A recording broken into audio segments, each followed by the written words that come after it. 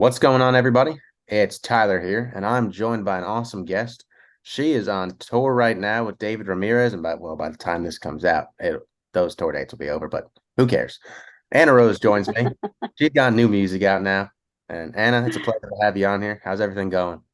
Hey Tyler, everything's good. Yeah. Right now the tour is happening, but yeah, there'll be more dates for people to come see, promise.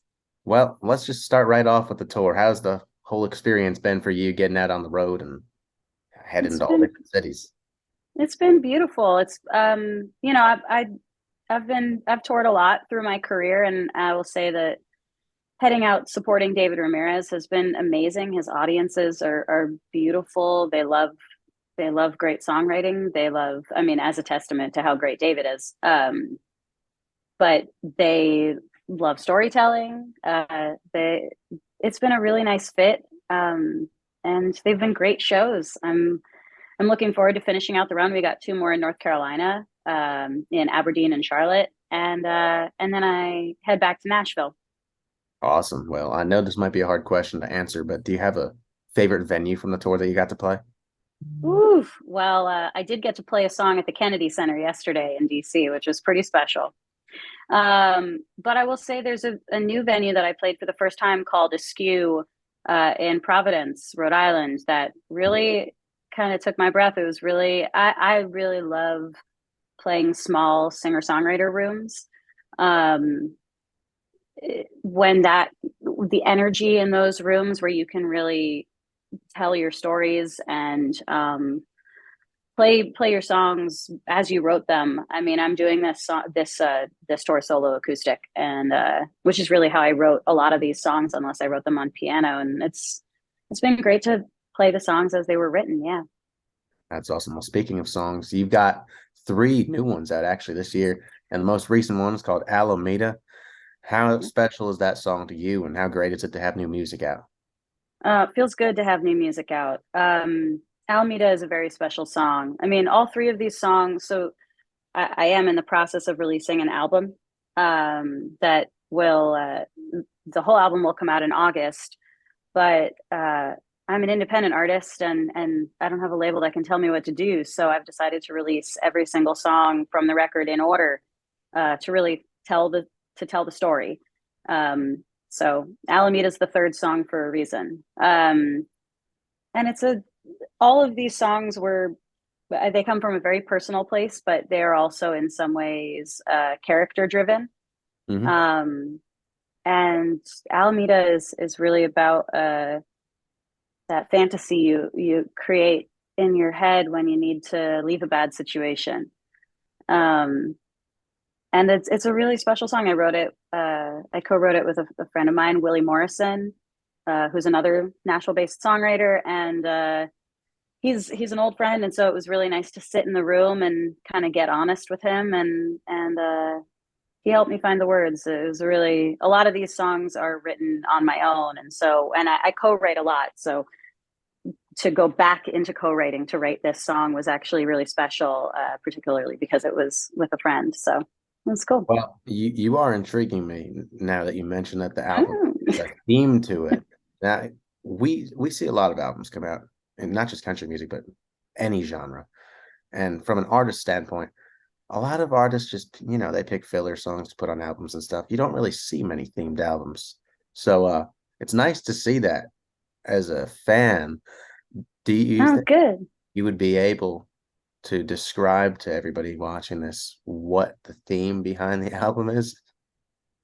Well, I can tell you the title. The title is called "Last Girl of the Rodeo." Um, the theme is a lot of it. There's a lot of autobiographical material in it, but for me, when something is deeply personal, I like to find the metaphor in it too. And for me, it's about being a woman who's getting older in the music industry. I've been making music professionally for 20 years now, and I am very proud of what I've accomplished, particularly as an independent artist. And I feel very proud to tell my story. Um, and sometimes it feels like the music industry doesn't want you. It's it's a tough business, and the character aspect of it that's in it is that of a showgirl, of, Hmm. being the girl that stayed too long at the party, the showgirl who's had a few injuries, who's kind of gotten beaten up and bruised a little bit, knocked about in this business, and is still there standing. And yeah, that's uh, in the record. The character really runs parallel to my life personally, and while it is largely about my experience in the music industry because that's been my life, um, it also really is relatable in that it's just about uh, the more life experience you gain, and um, the more you kind of get banged up in this life, the more you feel like the more you've learned, um, and that through line connects all of us to each other. um, I don't want to give any more away of it, but I will say that these songs are both immensely personal and also uh, really run the storyline. And I'm really excited. I'm very very proud of this record. It really is, I think, the best music I've ever made. And um, yes, there are songs that sit in. I don't really subscribe to genre, but there are songs that sit in country, and then there are songs that sit very much in rock music and alt and singer songwriter Americana. It's kind of all over the map. So, which is who I am. I love that. A little bit of everything. Yeah, Well, that's a good reason to be ready for this album to come out, and you're making me yeah, excited for it. And good. for people that don't know this already, I'm just going to go through a little rundown before the next question I ask you. So, your dad is Alan Menken, the famous Disney composer for tons of movies like Beauty and the Beast, Little Mermaid, Tangled. My sister's obsessed with Tangled. I know you have a cool story about that. I'll let you talk about that in a second. But um, having your dad in your life and his whole experience through Disney and all the other movies that he created and composed, what's it been like for you wanting to pursue music off of his influence and experience? And Mm. how has he shaped you into the artist that you've become? Well, so great question. My dad is one of my best friends, and I've been doing this for a very long time. I would first say that my mom is also a professional dancer, and my sister was in musical theater for a long time, and so my whole immediate family has had a lot of influence on my life. There's a lot of creativity and entertainment in my family, and that has been encouraging and really beautiful to be a part of a family that understands what my lifestyle is like in some ways, in terms of touring a lot, not being able to come home, or um, missing certain things, which is always sad. But having a family that understands that is very cool. Um, with my dad, he saw me writing songs from a really early age, which I'm sure, gave him a lot of joy. But he really pushed me, and my, the influence that I have from him is that he works harder than anybody that I know. And so what I was instilled with was that this was going to be an incredible amount of hard work. And that's, I don't use the last name Menken when I perform, largely because I'm very proud of being my own individual, my own artist. I've learned a lot from him, but I've learned a lot from other people too. Um, and he does something quite different from me. I'm I have centered touring and live music and performing uh, as a that's been the center of my career for a long time. I do write songs for other people, and I write songs for film and television as well. But live performing live has been the centerpiece, and that's very different from what he does. But it's been really cool to be able to like bounce songs off my dad and see what he thinks. When I was really little, he used to be like, I'd play him a song, and he'd be like, okay, now rewrite that in the style of Elton John. Okay, now what, what would Sheryl Crow do with this song, or what would Fleetwood Mac do with this song? And that really helped me hone my skills as a producer too, because it allowed me to figure out how to verbalize what I wanted to hear, Yep. which is a huge skill in the studio that actually no one really talks about that very often. The communication between an artist, or especially an artist slash songwriter, and if you have a different producer or an engineer, or even a co-writer, being able to express what you want to hear in a song is really important. It sure Sorry, is. can you still see me? Sorry. Yes, yeah, I can see you perfectly Okay, fine. great. Uh, Um, so as my phone started to blow up. it's okay. Anyway, and the tangled story I have for you. Hear it. So something I don't talk about a whole lot is that early on in my career, as I was writing songs and I was playing little open mic nights and working on my own stuff, I was actually earning money as a demo singer, and I would sing demos for my dad. So if you hear a song like Alameda, which has a lot of rasp in the voice, and which really is my genuine singing voice, or how I want to sing as an artist. But I can change my voice a little bit, and so a lot of those demos from Tangled are me singing. If you heard the original demos, they would be me. Well, thanks to my sister, I have heard the whole album probably 50 times. That's great. We'll say it doesn't get old though. I'd probably listen to it on my own. No, I mean uh, you know, I know I've given you a super long answer with this one, but to keep it really honest, I mean, I'm really proud to be my father's daughter. He is one of the greatest songwriters that's ever lived, and so while that is daunting, it's also inspiring. Uh, Um, yeah. yeah, and so walking that line between being inspired by him, but also being uh, very autonomous and wanting to create my own lane was something that was really important. I It took me a very long time to actually be able to sit here in an interview and talk about him like this, because I really, I wanted people to see me as my own artist. But it's cool. He's one of my best buds. Well, going back to you, what most importantly, Yeah. uh, Thank you. you talked about how you have all these different styles and genres that you kind of dive into with your music. So, I mean, you can pull from a lot of artists of inspiration.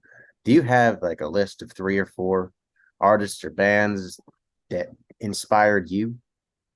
Song, Yeah. I mean, yeah, absolutely. I mean, every record is different, right? Like I grew up just, I'm a music lover before anything. I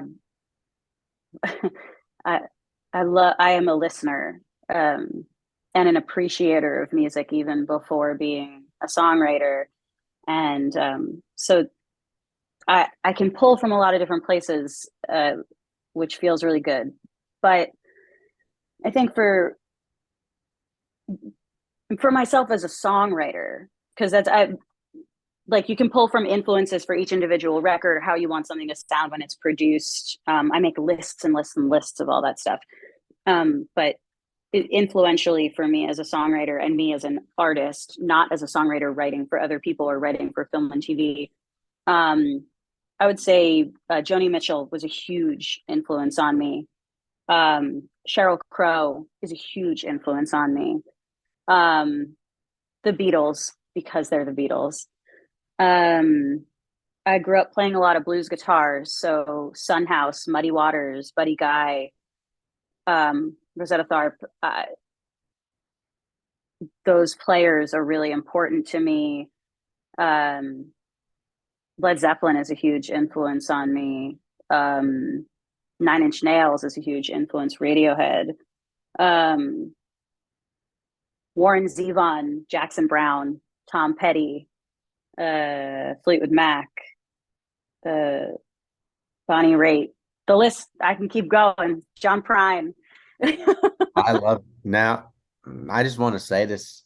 as somebody who likes to play the guitar too, isn't blues guitar so much fun to play? Yeah, I mean, listen, the history of blues guitar is the thing that is the most beautiful thing to me, that we can hear blues as the derivative for pretty much all American music. Mhm. Um, it is our truly American form of music, and I love that about blues. It's also fun to play. It's also challenging. I mean, I grew up playing slide guitar, thus listening to a lot of Bonnie Raitt, and the thing, and then hearing how blues disseminated ultimately into getting to Jimi Hendrix and Jimmy Page, and I mean, again, I can keep going, but um, uh, I think of playing guitar and being a vocalist kind of the same way, which is that they are both skills, they're practices, they are, and being a songwriter. I mean, these are all things that um, your natural ability only gets you so far. It's hard work and practice that really takes it to the next level, and mastery of understanding. I still very much feel like a student, even after doing this for so long. And I think that that's the way I always want to come at it from. There's always something to learn. Um, there's always something new to learn. Yeah. That's the beauty of music. It's never the same. Anything can Yep. change one note. It doesn't matter. Yep. And it's always subjective too. Something that I love might be something that you hate. And again, that's like the coolest thing about music to me. Hey, I mean, I totally get where you're coming from. Using myself as an example, I don't know many 21-year-olds that enjoy listening to Texas swing in their free time, but hey, whatever. Yeah. Yeah. I mean, but Or listen, yeah, but those things will influence the way that you play, right? I mean, uh, and it's the thing that makes you uniquely you. Um, it's music is a language that we can all speak, and that's also what I've been saying about this record, is that while there's character in it and there's also a lot of autobiographical influence in it, you know my whole my whole goal is just to connect. We live in such an increasingly divisive and divided and uh, separated world. mhm. The pandemic exacerbated that. I played live music for so long to be able to get out there and connect to people, and then all of a sudden that was gone. And these songs were very much made in service of trying to reconnect with people. And I hope that they do that. I think all of the best music does that, but for me, even if it hits one or two people, it will have been worth it, because um, writing these songs helped me. I hope listening helps someone else. Oh yeah, and to think that it's already 2023 and we're 3 years from when the pandemic started. Um, the good thing about it being 2023 is you get to play live music and go on tour. So Yeah. before we go, what are you most excited out of the unreleased songs to play live, and where do you plan to be this summer touring to let people know? Well, I'm already playing those songs live, so I'm excited to play all of them. But I have been playing them at these shows, and people are getting to hear them, which is really cool. It's really great to hear people get excited about songs before they are out. Um, I will be, after I finish this tour with David Ramirez. I will be. I'm playing a festival called Rock by the Sea, which is from May 3rd to 7th, and that's in Florida. That's a charity festival that benefits pediatric cancer research. I'm going to get to do that one with a bunch of friends, That's and that'll be awesome. super fun. Yeah. And then I'll be up at Ross Farm in Basking Ridge, New Jersey on June 17th. Oh, June 1st, I'll be in Nashville at the Basement, supporting my friend Steel Fountain. And then after that, I've got some stuff that I can't tell you about yet because it's not announced, but there'll be So, more stuff this summer. Just can't tell you. well, the more secrets, the better, because that means more good news coming. Yeah. And then I can tell you though that my record will be coming out in August. Awesome. Well, we can't wait to hear it. And Anna, thank you so much for joining me. If you guys don't already follow her on her social media platforms, you should go do that and go follow Anna Rose. Anna, thank you again for joining me, and we will see you guys next time. Thank you so much.